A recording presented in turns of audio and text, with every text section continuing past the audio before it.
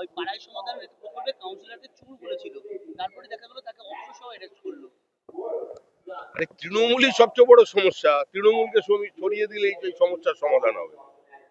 ওরা সমস্যার কি সমাধান করবে? তৃণমূলই একটা সমস্যা, তৃণমূলই একটা অভিশাপ এই মুহূর্তে পশ্চিমবঙ্গের বুকের উপরে দাঁড়িয়েছে। আর তৃণমূলকে মারছে। তো এটাই তো পশ্চিমবঙ্গের বর্তমান চিত্র। এখন তার বিরোধীদের মারছে না, এখন ওই 10 লাখ টাকা দিয়ে দেবেন বলেছেন বুথে বুথে, ওই টাকার কে ভাগ নেবে তা নিয়ে একজন খুন হয়ে গেল। যে ছেলেটি মারা গেছে তার বোন বলছে যে মৃত্যুর কারণ হচ্ছে টাকার ভাগ নিয়ে। এবার ওখানে মারামারি। আর পাড়ার সমস্যার কি সমাধান করবে? একটু অপেক্ষা করুন, 26-এর শুরুতেই জগন্নাথ দেবী সমস্যার সমাধান করবেন। পরীক্ষার্থী তাদের